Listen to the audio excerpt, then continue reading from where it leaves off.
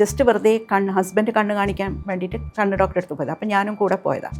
അപ്പോൾ വെറുതെ ഒന്ന് കണ്ണ് കാണിച്ചേക്കാമെന്ന് വിചാരിച്ചു, ചെക്ക് ചെയ്യാമെന്ന് പറഞ്ഞപ്പം കണ്ണ് നോക്കിയിട്ട് ഡോക്ടർ പറഞ്ഞു കണ്ണിൽ കാറ്ററാക്റ്റാണ്, 90% ആയി കഴിഞ്ഞു പറഞ്ഞു. 10 ദിവസമേ കണ്ണ് കാണുള്ളൂ. ഈ 10 ദിവസം കൊണ്ട് നിങ്ങളുടെ കണ്ണ് മുഴുവൻ പോയി സർജറി ഇപ്പം ചെയ്യണം. 10 ദിവസത്തിൽ പോയതാണ്. ആ, അപ്പോൾ എനിക്ക് ശരിക്കും വിശ്വസിക്കാൻ കഴിയില്ല. പക്ഷേ വേറൊരു ഡോക്ടറെ അടുത്ത് പോയി അവരും അങ്ങനെ തന്നെ പറഞ്ഞു. അപ്പം കണ്ടിന്യൂസ് ആയിട്ട് നല്ലോണം ഞാൻ ഹീലിംഗ് കൊടുക്കുന്നുണ്ട്. അത് നോക്കിയപ്പോൾ ഡോക്ടർ പറഞ്ഞു കണ്ണിന് ഒരു പ്രശ്നമില്ല, ഒരു പ്രശ്നമില്ല പറഞ്ഞു. അങ്ങനെ ഒരു സംഭവമേ ഇല്ല. 2 ഡോക്ടർമാരെ കണ്ണിന് പ്രശ്നമുണ്ട് എന്ന് പറഞ്ഞിട്ട് ഉണ്ടെന്ന് പറഞ്ഞിട്ട് ഹീലിംഗ് ചെയ്തതിന് ശേഷം മറ്റേ ഡോക്ടറെ കണ്ടപ്പോൾ 7-8 ദിവസം അത്രേ ചെയ്തിട്ടുള്ളൂ. ചിലവർക്ക് ഹീലിംഗ് കൊടുക്കുമ്പോൾ അവരുടെ പാസ്റ്റ് ലൈഫ് കാണും. പാസ്റ്റ് ലൈഫ് കാണാൻ കഴിയും. അത് പാസ്റ്റ് ലൈഫ് ആണെന്ന് നമുക്ക് എങ്ങനെ ഉറപ്പിച്ചു പറയാൻ കഴിയും? അതുകൊണ്ടാണ് എനിക്കിത് പാസ്റ്റ് ലൈഫ് ആണെന്ന് അറിയുന്നത്. നമ്മളെ തന്നെ നമുക്ക് തിരിച്ചറിയാൻ പറ്റുന്നുണ്ട്. നമ്മുടെ സോളിനെ തിരിച്ചറിയും. അവർ പറഞ്ഞു അയ്യോ ഭയങ്കര മാറ്റട്ടോ, ഇത് എന്താ സംഭവം, എങ്ങനെയാണ് ഇത് വർക്ക് ചെയ്യണമെന്നൊക്കെ ചോദിച്ചു. അപ്പം ഞാൻ പറഞ്ഞു ശരി, റേക്കി ഭയങ്കര പവർഫുൾ ആണെന്നൊക്കെ ഞാൻ അവരോട് പറഞ്ഞു. നമ്മൾ തിരിച്ച് റേക്കിയിലേക്ക് വന്നു കഴിഞ്ഞാൽ അപ്പോൾ നമ്മൾ ഒരുപാട് പേർക്ക് റേക്കി പഠിപ്പിച്ചു കൊടുക്കുന്നുണ്ട്, പറഞ്ഞു കൊടുക്കുന്നുണ്ട്, ഹീൽ ചെയ്യുന്നുണ്ട്. അപ്പോൾ ചില ആളുകൾക്ക് നമ്മൾ ഹീൽ ചെയ്ത് കൊടുക്കുമ്പോൾ നമുക്ക് സംതൃപ്തി വരും. നമ്മൾ ഇതിന് വേണ്ടിയിട്ടാണ് ഇത് പഠിച്ചത്, അല്ലെങ്കിൽ ഇതുകൊണ്ടൊരു ആത്മസംതൃപ്തി ഉണ്ടാവുന്നു എന്ന് തോന്നിക്കുന്ന ചില സന്ദർഭങ്ങളുണ്ടല്ലോ. ചില ആളുകൾക്ക് പറഞ്ഞു കൊടുക്കുമ്പം അല്ലെങ്കിൽ അവർക്ക് പഠിപ്പിച്ചു കൊടുക്കുമ്പോൾ അവരുടെ ജീവിതത്തിൽ ഉണ്ടാകുന്ന ആ മാറ്റം, അങ്ങനെ എന്തെങ്കിലും സംഭവം ഉണ്ടായിട്ടുണ്ടോ? ഹീലിംഗ് കൊടുത്തപ്പോഴുള്ളൊരു അനുഭവം പറയാം ഒരു വ്യക്തിക്ക്. അതായത് ഞാൻ റേക്കിയിലേക്ക് വന്നിട്ട് അധിക കാലമാവുന്നതിന് മുമ്പ് ഉണ്ടായൊരു സംഭവമാണ്. ഒരു 2nd ലെവലൊക്കെ എത്തിക്കഴിഞ്ഞ് ഹീലിങ്സ് ഒക്കെ കൊടുത്തു തുടങ്ങി. അപ്പോൾ സെൽഫ് ഹീലിംഗ് മാത്രമേ ചെയ്ത് തുടങ്ങിയ കാലത്താണത്. അപ്പം ഡിസ്റ്റൻറ്റ് ഹീലിംഗ് ചെയ്തിട്ടില്ല. മറ്റൊരാൾക്ക് വീട്ടിലുള്ളവർക്കൊക്കെയാണ് ഹീലിംഗ് കൊടുത്തിട്ടുള്ളൂ. അപ്പോൾ അതുകൊണ്ട് വലിയൊരു കോൺഫിഡൻസ് ഒന്നുമില്ല. മറ്റുള്ളവർക്ക് കൊടുത്ത് അവരുടെ വലിയൊരു പ്രശ്നങ്ങൾ മാറ്റിയെടുക്കാൻ പറ്റും എന്നുള്ള അത്ര വലിയൊരു കോൺഫിഡൻസ് ഒന്നും വന്നിട്ടില്ല തുടക്ക സമയം ആയതുകൊണ്ട്. അങ്ങനെയുള്ളൊരു സമയത്താണ് ഒരാൾ, എൻ്റെ ഫ്രണ്ട് മുഖേന ഒരാൾ ഹീലിങ്ങിന് വന്നത്. അവർ ഡാൻസ് പഠിക്കുന്നുണ്ട്. ഇപ്പോൾ 10-40 വയസ്സൊക്കെ ആയിട്ടുണ്ട്. ആ സമയത്ത് അവർ ഡാൻസ് പഠിക്കാൻ തുടങ്ങിയിട്ടുണ്ട്. അപ്പോഴാണ് അവർക്ക് മുട്ടുംകാല് വേദന തുടങ്ങിയത്. അപ്പോൾ ഡാൻസ് പഠിച്ചതുകൊണ്ടല്ല, അവർക്ക് ആ വേദന വന്നിട്ട് അവർക്ക് ഡാൻസ് ചെയ്യാൻ പറ്റുന്നില്ല. അപ്പോൾ അവർ നീ പെയിനാണ്. അപ്പോൾ അതൊന്ന് ഹീലിംഗ് പറ്റുമോ ചോദിച്ചിട്ട് വന്നതാണ്. അപ്പോൾ ഈ തുടക്ക സമയമായതുകൊണ്ട് എനിക്കും കോൺഫിഡൻസ്, ഞാൻ പറഞ്ഞു ശ്രമിക്കാം എന്ന് പറഞ്ഞു. അപ്പം അങ്ങനെ ഹീലിംഗ് തുടങ്ങി. അപ്പോൾ ഇങ്ങനെ പറഞ്ഞെങ്കിലും എനിക്ക് പെട്ടെന്നൊരു ഇൻഡ്യൂഷൻ പോലെ 3 ദിവസത്തെ ഹീലിംഗ് കൊടുക്കുമെന്നൊരു വോയിസ് ഞാൻ ഉള്ളിൽ കേട്ടു. അപ്പോൾ ഞാൻ അവരോട് പറഞ്ഞു നമുക്ക് 3 ദിവസത്തെ ഹീലിംഗ് എടുക്കാമെന്ന് ചോദിച്ചു. അപ്പോൾ അവർ ശരിയെന്ന് പറഞ്ഞു. അങ്ങനെ ഹീലിംഗ് എടുത്തു. ആദ്യത്തെ ദിവസം ഹീലിംഗ് എടുത്തു. ഹീലിംഗ് കഴിഞ്ഞു. 1/2 hour ഹീലിംഗ് ഉണ്ടായിരുന്നു. ഹീലിംഗ് കഴിഞ്ഞപ്പോൾ അവർക്ക് ഭയങ്കര അത്ഭുതം. അവരെന്നോട് ചോദിച്ചത് എന്താ മാജിക്കാണോ, കാലിൻ്റെ പെയിൻ നന്നായി കുറഞ്ഞല്ലോ പറഞ്ഞു. ഒരു കാലാണ് നന്നായി വേദനിക്കുന്നത്. അപ്പം ഞാൻ പറഞ്ഞു ശരി നമുക്ക്, പക്ഷേ എനിക്ക് അത്രയും വിശേഷം എൻ്റെ ലൈഫിൽ ചെറിയ മാറ്റങ്ങളൊക്കെ ഉണ്ടായിട്ടുണ്ടെങ്കിലും ഇത്രയും വലിയൊരു ആൾ പറയും എനിക്ക് അത്ര അങ്ങോട്ട് വിശ്വാസം വന്നില്ല. 2nd ഡേ ആയിട്ട് ഹീലിംഗ് എടുത്തപ്പം അവർ പറഞ്ഞു അയ്യോ ഭയങ്കര മാറ്റട്ടോ, ഇത് എന്താ സംഭവം, എങ്ങനെയാണ് ഇത് വർക്ക് ചെയ്യണമെന്നൊക്കെ ചോദിച്ചു. അപ്പം ഞാൻ പറഞ്ഞു ശരി, റേക്കി ഭയങ്കര പവർഫുൾ ആണെന്നൊക്കെ ഞാൻ അവരോട് പറഞ്ഞു. 2nd ഡേ കഴിഞ്ഞെന്ന് പറഞ്ഞു. അവർ പറഞ്ഞു ഇനി മതി, 2 ദിവസം അതിൻ്റെ നല്ലോണം മാറിയിട്ടുണ്ട് പറഞ്ഞു. അപ്പം ഞാൻ പക്ഷേ 3 ദിവസം എനിക്കൊരു ഇൻഡ്യൂഷനിൽ കൂടെ കേട്ടാണ്. ഞാൻ പറഞ്ഞു സാരമില്ല നമുക്ക് 3 days എടുക്കാമെന്ന് പറഞ്ഞു. ഇത് ആദ്യത്തെ സമയത്തിനോട് എനർജി എക്സ്ചേഞ്ച് ഒന്നും വാങ്ങുന്നില്ല. അപ്പോൾ അതുകൊണ്ട് തന്നെ അവർക്കൊരു ബുദ്ധിമുട്ട്, നമ്മളെ കൊണ്ട് ഇങ്ങനെ പണിയെടുപ്പിക്കുന്നല്ലോ എന്നുള്ളത്. അപ്പോൾ അവർ വേണ്ട മതി പറഞ്ഞപ്പോൾ ഞാൻ പറഞ്ഞല്ല നമുക്ക് ഒരു ദിവസം കൂടി ചെയ്യാമെന്ന് പറഞ്ഞു. അപ്പോൾ അവർ പറഞ്ഞു എന്നാൽ മറ്റേ കാലിന് ചെയ്യാമെന്ന് പറഞ്ഞു. അങ്ങനെ മറ്റേ കാലിന് കൊടുത്തപ്പം കംപ്ലീറ്റ്ലി അവരുടെ ഇത് മാറിയിട്ട് അവർ കഴിഞ്ഞപ്പോൾ പറഞ്ഞു അയ്യോ എത്ര മാത്രം മാറി, എന്താണിത്, ഇങ്ങനെ വർക്ക് ചെയ്യണമെന്നൊക്കെ ചോദിച്ചു. അപ്പോഴും എനിക്കങ്ങോട്ട് ശരിക്കും അങ്ങോട്ട് ഒരു വെറുതെ എന്നോടൊന്ന് ഗ്രാറ്റിറ്റ്യൂഡോട് പറയാമെന്ന് ഞാൻ വിചാരിച്ചത്. അപ്പോൾ അവർ എന്ത് ചെയ്തു, കുറച്ച് കഴിഞ്ഞപ്പോൾ ഒരു വീഡിയോ എനിക്ക് അയച്ചു തന്നു. അവർ ഡാൻസ് ചെയ്യുന്ന വീഡിയോ. അപ്പം അവർ തുടക്കക്കാരിയാണ് ഡാൻസിൽ. ഞാൻ ആർക്കും വീഡിയോ അയച്ചു കൊടുക്കില്ല. ഞാൻ ഇന്ന് ചെയ്ത ഡാൻസാണ്, 2 ദിവസം കാലുവേദനയായിട്ട് കിടന്നത്, എത്ര എഫേർട്ട്ലെസ് ആണ് എൻ്റെ മൂവ്മെൻ്റ് എന്ന് നോക്കൂ പറഞ്ഞിട്ട് അവർ ആ വീഡിയോ അയച്ചു തന്നു. അപ്പോഴാണ് എനിക്ക് എൻ്റെ കയ്യിലിരിക്കുന്ന ഈ ടൂള്, ഞാൻ പഠിച്ചൊരു ടൂൾ ഇത്രയും പവർഫുൾ ആണെന്ന് മനസ്സിലായത്. പിന്നെ നമുക്ക് മുകളിലൊരു ശക്തി, ദൈവികമായ ശക്തി മുന്നിൽ പ്രവർത്തിക്കുന്നൊന്നും ഈ സംഭവം കൊണ്ട് എനിക്ക് റേക്കിയിലുള്ള എൻ്റെ വിശ്വാസം ബൂസ്റ്റപ്പ് ചെയ്ത സംഭവമാണിത്. അന്ന് മുതൽ സീരിയസ് ആയിട്ട് റേക്കി ഞാൻ മറ്റുള്ളവർക്ക് കൊടുക്കുമ്പോഴുമൊക്കെ കുറച്ചും കൂടി സീരിയസ് ആയിട്ട് അതിൽ ഇൻവോൾവ് ചെയ്തിട്ടും, അല്ലെങ്കിൽ നമുക്ക് സെൽഫ് ഹീലിംഗ് ഒക്കെ ചെയ്യുന്ന ഒരു ലാഘവത്തിലാണ് ചെയ്യുന്നത്. പക്ഷേ അങ്ങനെയല്ല, നമുക്ക് ഒരു കണ്ണ് തുറന്നൊരു സംഭവമായിരുന്നു അത്. ഭയങ്കര മാറ്റം ആ വ്യക്തിക്ക് ഉണ്ടായിക്കണം. ഇതുപോലത്തെ പിന്നെയും ഒരുപാട് സംഭവങ്ങൾ ഉണ്ടായിട്ടുണ്ട് ലൈഫിൽ. ജീവിതത്തിൽ ഇൻട്രസ്റ്റിംഗ് ആയിട്ട് തോന്നിയിട്ടുള്ള വേറെ എന്തെങ്കിലും അനുഭവങ്ങളുണ്ടോ? ഇൻട്രസ്റ്റിംഗ് എന്ന് പറയുമ്പം ചില എറ്റ്യൂൺമെൻറ്റ് കൊടുക്കുന്ന സമയത്ത് ചിലവർക്ക് ഈ ഏജ് റിഗ്രഷൻ പോലെ സംഭവങ്ങളൊക്കെ സംഭവിച്ചു. ഏജ് റിഗ്രഷൻ എന്ന് പറയുമ്പം ഡീപ്പ് ഇന്നർ മെമ്മറി റിലീസാവുന്ന സംഭവം. ഒരു കുട്ടിക്ക് എറ്റ്യൂൺമെൻറ്റ്, ആ കുട്ടി ദുബായിലാണ്, ഞാൻ ഇവിടെ ഇരുന്ന ഹീലിംഗ് എറ്റ്യൂൺമെൻറ്റ് ഡിസ്റ്റൻറ്റ് ഹീലിംഗ് ആണ് ചെയ്യുന്നത്. അപ്പോൾ ഹീലിംഗ് കൊടുത്തപ്പോൾ നമ്മളിങ്ങനെ പ്രെയർ പറഞ്ഞു കൊടുക്കും, ഗുരുക്കന്മാരെയൊക്കെ മനസ്സിലോർക്കും. ആ കുട്ടി ആ പ്രെയർ പറഞ്ഞപ്പോൾ ആ കുട്ടിയുടെ ചെറുപ്പം മുതലുള്ള ഗുരുക്കന്മാർ മുഴുവൻ ആ കുട്ടിയുടെ മുമ്പിൽ വന്ന് നിന്നു. അവൾ എന്താണ് ഗുരുസ്ഥാനത്ത് കാണുന്നവരൊക്കെ ഒത്തിരി ബഹുമാനമുള്ള അവരും അവളെ പഠിപ്പിച്ചവരും അവൾ ആരൊക്കെ ഗുരു അവരൊക്കെ മുമ്പിൽ വന്ന് നിന്നത്രേ. അവൾക്കത് വല്ലാതെ അവൾ ഇമോഷണലി അവൾ ഭയങ്കരമായിട്ട് അവൾ ഇതായിപ്പോയി. പിന്നെ അതുകൂടാതെ അവൾ പറയും, മാഡത്തിനെ ഞാൻ ഇവിടെയാണ് കാണുന്നത്, ദുബായിൽ അവളുടെ റൂമിൽ ഞാൻ നിന്ന് ചെയ്യുന്ന ഒരു എക്സ്പീരിയൻസ് ആണ് അത്ര. അങ്ങനത്തെ എക്സ്പീരിയൻസ് ഉണ്ടായിട്ടുണ്ട്. അതുകൂടാതെ ചിലവർക്ക് ഈ കുണ്ടലിനി അവേക്കനിങ് സെൻസേഷൻ പോലെ കുണ്ടലിനി അവേക്കണ അതൊക്കെ ഈ ഹീലിംഗ് സമയത്ത്, ഹീലിംഗ് അല്ല എറ്റ്യൂൺമെൻറ്റ് പ്രോസസ്സിൻ്റെ സമയത്ത് ഉണ്ടായിട്ടുള്ളത്. ഒരാൾ എന്തിനാണ് റേക്കി പഠിക്കുന്നത്, എന്തിനു വേണ്ടിയിട്ടാണ് റേക്കി പഠിക്കുന്നത്? പലരും പല ആവശ്യങ്ങൾക്കായിട്ടായിരിക്കും വരുന്നത്. ചിലവർ ഭയങ്കര ഇമോഷണലി ഡൗൺ ആയിരിക്കുന്ന സമയത്ത് എത്തുന്നതായിരിക്കും റേക്കിലേക്ക്. എന്തിനായാലും ആ റേക്കി വിചാരിക്കാതെ നമുക്ക് റേക്കിലേക്ക് എത്താൻ പറ്റില്ല. ഒരാൾ പഠിച്ചിരിക്കേണ്ട ആവശ്യകത എന്താണ് റേക്കി? പലർക്കും, ഞാൻ നേരത്തെ പറഞ്ഞ മാതിരി പലർക്കും പല ആവശ്യമാണ്. പക്ഷേ ബേസിക്കലി ഒരാളെ ഇവോൾവ് ചെയ്യിക്കുന്ന സാധനമാണ് റേക്കി. സ്പിരിച്വലി ഇവോൾവ് ചെയ്ത് നമ്മളറിയാതെ നമ്മുടെ പല പ്രശ്നങ്ങളും നമുക്ക് ഉണ്ടാകുന്നത് നമ്മളെ ആ ഒരു ലെവലിലേക്ക് എത്തിക്കാനാണ്. സ്പിരിച്വലി നമ്മളെ ഹയർ ലെവലിലേക്ക് എത്തിക്കാനാണ്. നമ്മുടെ ലൈഫിൽ ഈ പ്രശ്നങ്ങൾ, സാമ്പത്തികം പ്രശ്നമാവട്ടെ, ഇമോഷണൽ എന്തെങ്കിലും റിലേഷൻഷിപ്പ് ഇഷ്യൂ ആവട്ടെ, എന്ത് വരുന്നതും നമ്മളെ ആ ഒരു ലെവലിലേക്ക് എത്തിക്കാൻ വേണ്ടിയിട്ടാണ്. അപ്പം നമ്മൾ അതിലേക്ക് എത്തണമെങ്കിലും, ആ റേക്കിയിലേക്ക് എത്തണമെങ്കിൽ റേക്കി തന്നെ വിചാരിക്കണം. റേക്കിയുടെ ഒരു ബ്ലെസ്സിങ് ഇല്ലെങ്കിൽ റേക്കി വിചാരിക്കണം നമുക്കത് പഠിക്കാൻ കഴിയില്ല. അപ്പോൾ റേക്കിലേക്ക് വരണം എന്നുള്ളവരെയാണെങ്കിൽ റേക്കി ഇങ്ങനത്തെ പ്രശ്നങ്ങളൊക്കെ കൊടുത്തിരിക്കും, അതിലേക്ക് എത്തിച്ചിരിക്കും, നമുക്ക് പ്രാക്ടീസ് ചെയ്യാനുള്ള അവസരങ്ങൾ ഉണ്ടാക്കിക്കൊണ്ടിരിക്കും. അപ്പോഴാണ് നമ്മൾ തോന്നുന്നത്, അയ്യോ ഒന്ന് പോയി ഇത് പഠിക്കാം. അതങ്ങനെ പഠിക്കുന്നു, എന്നിട്ട് നമ്മൾ ആ പ്രശ്നങ്ങൾ നമ്മൾ മെല്ലെ മെല്ലെ സോൾവ് ആകുന്നു. അപ്പോൾ നമുക്ക് കൂടുതൽ അതിലേക്ക് വിശ്വാസം വരുന്നു, നമ്മൾ പിന്നെയും പ്രാക്ടീസ് ചെയ്യുന്നു. അങ്ങനെ നമ്മൾ ഇത് ചെയ്യുമ്പം ഗ്രാജുവലി നമ്മൾ ഇൻവോൾവ് ആയിട്ട് പോകുന്നു. ഇതാണ് നടക്കുന്നത്. മാമിൻ്റെ ജീവിതത്തിൽ എനർജി ഷിഫ്റ്റ് എങ്ങനെയായിരുന്നു ബാധിച്ചത്? റേക്കി പഠിക്കുന്നതിന് മുമ്പും പഠിച്ചതിന് ശേഷവും എങ്ങനെയാണ് ജീവിതത്തെ കാണുന്നത്? ജീവിതത്തിൽ മുമ്പ് എന്ന് പറയുമ്പം ഞാൻ നേരത്തെ പറഞ്ഞു ആൻസർ. നേരത്തെ അതാണ്, ഫോക്കസൊക്കെ കുറവായിരുന്നു എല്ലാ കാര്യത്തിലും. പിന്നെ കോൺഫിഡൻസ് ഭയങ്കര കൂടി. നമുക്ക് മുകളിലൊരു ശക്തിയുണ്ട്, നമ്മളല്ല ഒന്നും ചെയ്യുന്നത്, നമ്മളൊരു ചാനൽ മാത്രമാണ്. നമ്മുടെ മുകളിൽ നിന്നിട്ടാണ് ആ ശക്തിയാണ് നമ്മളെ ഗൈഡ് ചെയ്യുന്നത്. അപ്പം നമുക്ക് എന്തറിയില്ലെങ്കിലും, ആരെങ്കിലും എന്തെങ്കിലും പ്രശ്നം അറിയില്ലെങ്കിലും നമ്മൾ യെസ് എന്ന് പറയാം, ബാക്കി അത് ആ ശക്തി ചെയ്തോളും. നമ്മളതിൽ സറണ്ടർ ചെയ്യാം. ഇങ്ങനൊരു പ്രശ്നം കൊണ്ടാണ് ഈ വ്യക്തി വന്നിരിക്കുന്നത്, അപ്പോൾ അതിനുള്ള സൊല്യൂഷൻസ് കൊടുക്കണം എന്ന് പറഞ്ഞിട്ട് നമ്മൾ ഹീലിംഗ് ചെയ്താൽ we are just channel, not source. അത് നമ്മുടെ മനസ്സിലുണ്ടെങ്കിൽ നമുക്ക് എന്തായാലും ആ ഹീലിംഗ് നടന്നിരിക്കും അവിടെ. സറണ്ടറിങ് ആണ് ഏറ്റവും ആവശ്യം ഏതൊരു കാര്യത്തിലായാലും. ഈ പറഞ്ഞ ഏത് ഹീലിംഗ് മൊഡാലിറ്റിയിലാണെങ്കിലും നമ്മൾ സറണ്ടർ ചെയ്ത് നമ്മുടെ ഇൻറ്റൻഷൻ സെറ്റ് ചെയ്ത് കഴിഞ്ഞാൽ ആ ഹീലിംഗ് അവിടെ നടന്നിരിക്കും. ഇപ്പോൾ ഒരുപാട് പേര് റേക്കി പഠിക്കുന്നുണ്ട്. എനിക്കൊന്ന് ഒരുപാട് മനുഷ്യർ റേക്കി ഓരോ ദിവസങ്ങളും പഠിക്കുന്നുണ്ട്. കാരണം ഹീല് ചെയ്യാൻ പോകുമ്പോൾ അവർക്കൊരു അത്രയും അത് പഠിക്കുന്നൊരു തുകയാവുന്നതുകൊണ്ട് പലരും പഠിക്കാനാണ് തയ്യാറാവുന്നത്. കാരണം 21 ദിവസം മറ്റൊരാളെ കൊണ്ട് ഹീൽ ചെയ്യിപ്പിക്കുന്നതിനേക്കാളും നല്ലതാണ് സ്വന്തമായിട്ട് റേക്കി പഠിക്കുന്നത്. അപ്പോൾ അങ്ങനെ റേക്കി പഠിക്കാൻ വേണ്ടി പോകുന്ന ഒരുപാട് മനുഷ്യരുണ്ട്. അപ്പം ഒരുപാട് ആളുകൾ റേക്കി പഠിക്കുമ്പോൾ ഒരുപാട് തെറ്റുകൾ സംഭവിച്ചേക്കാം. പഠിക്കുന്ന സമയമാണ്. ഇവർ കൂടുതലും ചെയ്യുന്ന തെറ്റുകൾ എന്തായിരിക്കും? ഈ ബിഗിനേഴ്സ് എപ്പോഴും ഉണ്ടാക്കുന്ന മിസ്റ്റേക്ക് എന്താണെന്ന് വെച്ചാൽ അവർ പ്രൊട്ടക്ഷൻ ഇടാതെ ഹീലിംഗ് അങ്ങോട്ട് തുടങ്ങും. അതായത് നമ്മൾ സെൽഫ് ഹീലിങ്ങിൻ്റെ സമയത്ത് രാവിലെ പറഞ്ഞു കൊടുക്കണ്ടേ, രാവിലെ എണീച്ച് ഉടനെ ഒരു പ്രൊട്ടക്ഷൻ ഇടണം. ഇത് റേക്കി പഠിക്കുന്നവർക്കും അതാണ് പറഞ്ഞു കൊടുക്കുന്നത്, റേക്കി പ്രൊട്ടക്ഷൻ ഇട്ടിട്ട് പുറത്തിറങ്ങാൻ പാടുള്ളൂ.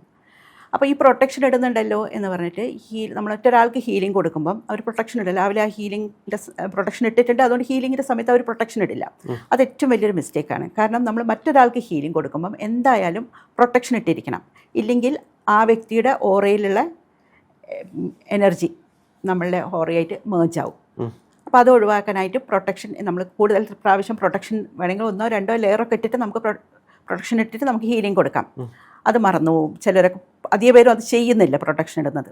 കൂടാതെ ഗ്രൗണ്ടിങ്ങും വളരെ പ്രധാനമാണ്. നമ്മൾ ബ്രീതിങ് ഒക്കെ എടുത്ത് ശരിയാക്കിയിട്ട് വേണം ഓടിച്ചെന്ന് വന്നിരുന്നിട്ട് അങ്ങോട്ട് ഹീലിംഗ് തുടങ്ങാൻ. നമ്മൾ തിരക്കിൻ്റെ ഇടയിൽ നിന്ന് വന്ന് അങ്ങനെ ചെയ്യാതെ ഹീലിംഗ് ഗ്രൗണ്ടിങ് ഒക്കെ ശരിയാക്കിയിട്ട് വേണം ചെയ്യാൻ.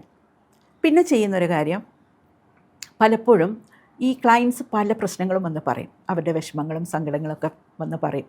ഇപ്പോൾ ഈ ബിഗിനർ ഹീലേഴ്സ് എന്താ ചെയ്യുന്നത് വെച്ചാൽ അവരും ആ പ്രശ്നത്തിനൊപ്പം അവരത് മുഴുവൻ അങ്ങോട്ട് അബ്സോർബ് ചെയ്യും. അവരുടെ ഓറ, ഈ വിഷമങ്ങൾക്ക് അവരങ്ങോട്ട് അവരുടെ വൈബ്രേഷനിലേക്ക് അങ്ങോട്ട് പോകും. ക്ലയന്റ് ഇരുന്ന് കരയുകയാണെങ്കിൽ കൂടെ ഇരുന്ന് കരയുന്ന ഹീലറാ.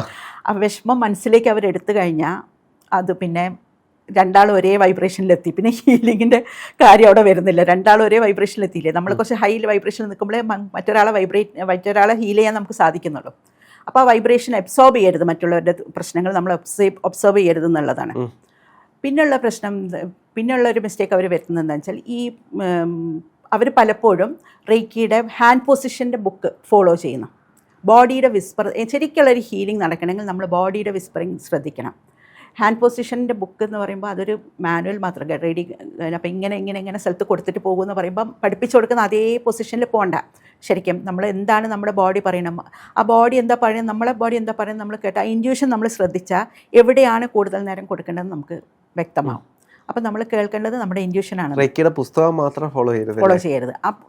ഇപ്പോൾ ഒരു ഹീലിംഗ് എടുക്കുമ്പോൾ ഒരാൾ വരുമ്പോൾ നമ്മൾ ആ പുസ്തകത്തിൽ നോക്കിയിട്ട് ഇന്ന പോയിന്റിൽ കൊടുക്കുന്നു, ഇത്രയും പോയിന്റിൽ കൊടുത്തു കഴിഞ്ഞാൽ അസുഖം മാറി എന്ന് പറയുമ്പം അത് ശരിയായൊരു വഴി, അത് നമുക്ക് ഒരു മാനുവലാണ്, ഇങ്ങനെ നിങ്ങൾക്ക് പോവാം എന്നുള്ളത്. ഒരാളുടെ ഒരു അസുഖം വരുമ്പോൾ ആ അസുഖത്തിന് എവിടെ കൊടുക്കണം എന്ന് നമുക്ക് അറിഞ്ഞിരിക്കണം. അപ്പോൾ അതിനായിട്ട് നമുക്ക് ഇൻറ്റ്യൂഷൻ നമുക്ക് ശ്രദ്ധിക്കാം. ഇൻറ്റ്യൂഷൻ നമ്മളോട് എന്താ പറയണത്, നമുക്ക് കൈകളിൽ അറിയും അത് എവിടെയാണ് ബ്ലോക്ക് ആയിട്ടുള്ളത് ചക്ര.